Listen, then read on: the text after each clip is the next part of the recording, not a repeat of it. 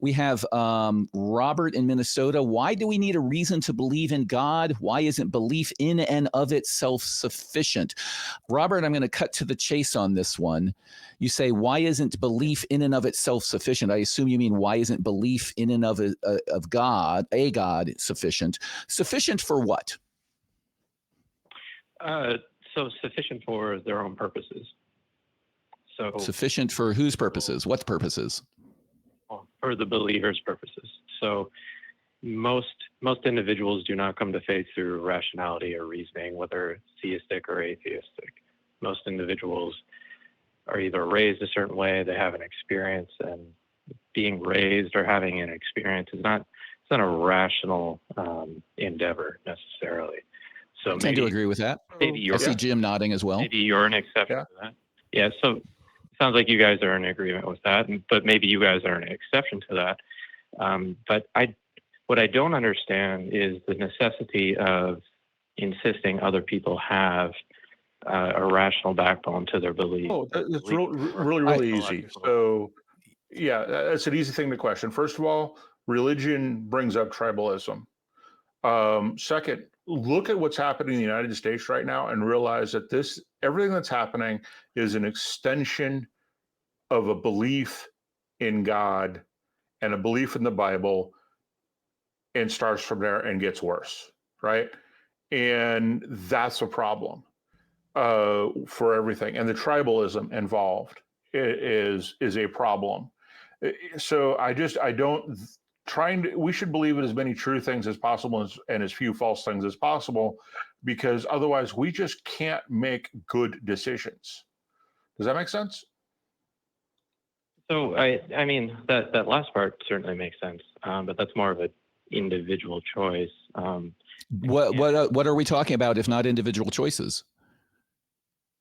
Well, I mean, individual choice as regards to an individual's beliefs. So I can't tell somebody to stop believing something. It's just, first of all, it's never going to work. And second of all, individuals have their own agency, and they ought to have the right to their own agency. Where nobody, to be clear, nobody on this show is proposing anything other than what you just said. Okay, well, that's wonderful to hear. And individuals who are religious do call into the show to defend their positions for what they believe is rational. So I'm not saying you're reaching out to individuals to harass them. I'm not trying to imply that at all. But I do want to go back. I'm sorry, I'm not familiar. Why would you even say that? That makes no sense to me. I think why you would even say that. I think he's defending his previous. He's just clarifying his previous statement. Agency and all of that sort of stuff. But I do, before we move on, I do have a question to drive this home. Right? You characterize this as an individual decision.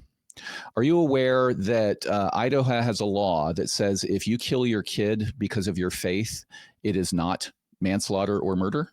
You are completely innocent? I've heard that. I've not been able to verify it, but I have heard it, yeah. Okay. Go look at the documentary No Greater Law. Go look up, just Google it, Idaho faith healing deaths. There is a graveyard in Canyon County, Idaho, with well over 600 graves in it, the vast majority of which are children. This is because of a long history I won't get into here that started with Christian scientists in the Nixon administration working in faith healing exemptions into Walter Mondale's Child Abuse Protection Act back in the 70s, that Idaho still hasn't done away with that loophole. Do you know why they haven't done away with that loophole? And it's the last state to do away with that loophole? So I understand that this is a religious background, but that's not what I'm talking about at all. This is what I'm talking about, so I'm going to explain it to our listeners. The reason that the law in Idaho says if you fail to give even the smallest bit of medical care to your child, and that results in the child's death that would otherwise, without this law, be considered at least manslaughter, if not murder. The reason that law says that you are not guilty is not because of the followers of Christ Church, which are the cultists who are killing their kids in Ohio, say the law should be that way, but every other Christian legislator in Idaho is unwilling to do away with that law, because every time it comes out of committee into their unicameral body to be voted on, because the committee will say, okay, yeah, we need to get to the floor, we need to do away with this loophole. Every year, they vote it down. And when interviewed, they say, these are fellow Christians. I'm not going to tell people what their beliefs should be. So I really do not want to exaggerate or make you think I'm exaggerating why this is not just an individual decision. And when you ask why we need a reason to believe in God, my answer is because they're killing fucking kids in Idaho, excuse me. Okay, so does that make sense? So you're okay. What you're saying, that line of logic makes sense, but it's completely misrepresenting what I said, and has nothing to do with what I'm talking about. So I want you to take a deep breath. Your question was, why do we need a reason to believe in God? Isn't belief in and of itself sufficient?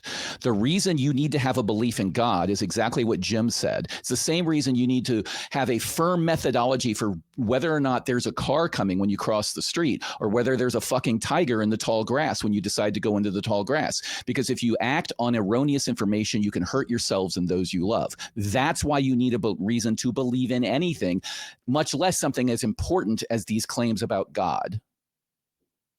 So does that make sense? What you're doing is you're extrapolating things. Does it make sense? Do you agree with me? No, it really. You do not agree with me. No, I didn't say that. You got to let me talk, my friend. Okay. I'm asking you questions. I'm cross-examining you to get to a point, and then you can talk. Yeah. Do you agree that we should believe as many true things and as few false things, or lest we risk doing very great harm to ourselves or those we love? Ideally, yes. Okay, go ahead.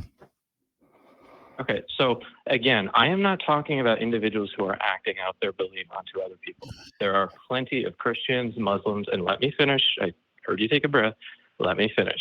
There are Hey, let me make something clear here. I'm gonna mute you for a second. We will talk when we want to talk. I was not about to talk. I actually took a drink, is what you heard. So you need to hold on and figure out whose show is whose. We would love to hear from you. But when somebody calls in with something saying, why do we care? Why do we need a reason to believe in God? And I see what is happening in this world, I find it kind of ridiculous. So that is why I wanted to get to that point, and then I wanted to let you talk. All right. And I'm going to let you talk, and then I'm sure Jim will have some questions for you. But please stop with the tone about you telling me when you can and cannot talk. Now, please continue and tell me what your actual question is. So I just want to clarify, okay? Again, I was interrupted a lot before. That's why I was a little on edge about the... Stop with the whining about interrupting and get to your point. I'm explaining. You just talked to the guy for 45 minutes, okay? So what I'm saying... Last chance. Get to your point. Stop with the preambles. Okay. Individuals have their beliefs, correct? Individuals act out on their beliefs, correct? Some individuals force their beliefs on other people. Some individuals force their beliefs on other people. And at times, such as things like democracy or equality or egalitarianism, I am 100% in favor of acting that out by force if necessary, okay? If somebody wants to come into the United States and install a Sharia law dictatorship, I am 100% in favor of by force removing that. Okay. The same. Why? Why are you in favor of opposing that? I'm not sure if he's getting to a point, but yeah, he is. But I want to understand why I have a point here. Why are you opposed to a Sharia law dictatorship? Because it opposes my interests. How do you know that? So the underlying question is, what if they're right? What if that's what God wants? Okay, then I don't care. Okay. That's a good answer. I appreciate that. God's want. Yeah.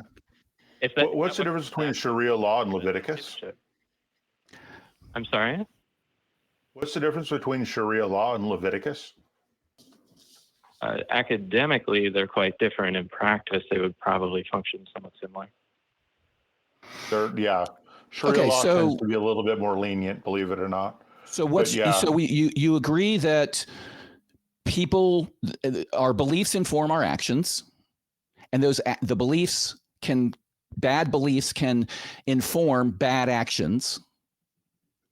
So I don't understand where we disagree. Do you not then conclude that it is in our societal best interest that as many members believe as many true things and as few false things, lest they blow themselves up or fly their planes into buildings or start wars in the Middle East or kill their kids in Idaho? Isn't that not something we should say is a moral good? Nothing I ever said disagreed with that or contradicted that. Your question is, why do we need a reason to believe in God? The reason you need a reason is to make sure your logic is not defective, to make sure you're not hearing voices, to make sure that you are right. If you have no reason to believe in a God and you believe without reason, then the random God you choose believing in may tell you to go blow yourself up. And that's bad. So at least have a fucking reason. Okay, so I agree. If you're going to do something vast, you should probably have a reason for it. But what I'm talking about is not necessarily acting on a fundamentalist idea of religion from Leviticus or from somebody's interpretation of Sharia, which is incredibly diverse, some of which is more palatable than others.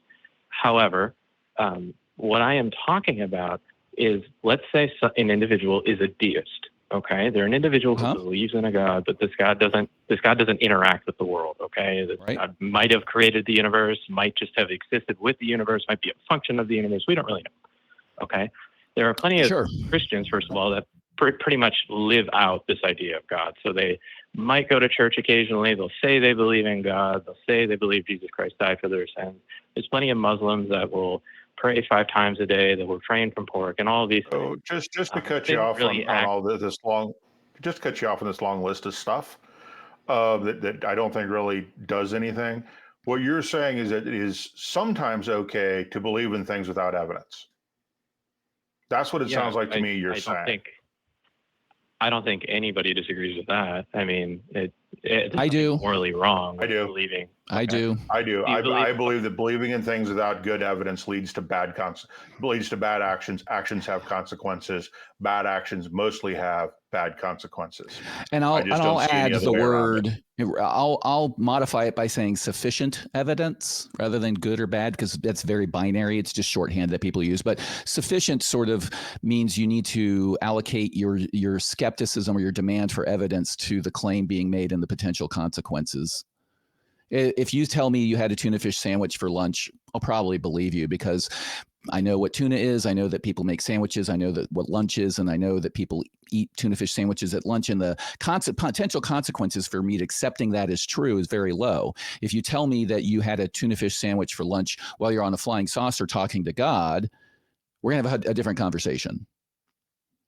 So if your whole reason to summarize Jim's point, if your whole reason to call us is to say, if your beliefs won't affect anybody in society, then who cares whether or not you've got good reason to believe them? I probably agree with you. Okay. So what I was saying is individuals, and again, I agree with pretty much everything you just said there. Okay. Now, I believe things without evidence. So I believe, for example, that the Mona Lisa is beautiful. There's no evidence for that. Yes, you do have evidence for that. That's kind of boring, quite frankly. Yeah, that really. Okay. I mean, there's an entire discipline of philosophy dedicated to beauty, questions of beauty and esoteric things like that, right? You've got to, you have to, there is no such thing as beauty necessarily, correct? Like outside. You are trying to limit us into one definition of beauty. If we're saying beauty is a subjective opinion about something, then beauty exists. The concept of beauty exists. Beauty. It's the same as people who say, you have no evidence of love. Yes, I do. I've experienced the sensation. I feel love. I am loved. I love other people.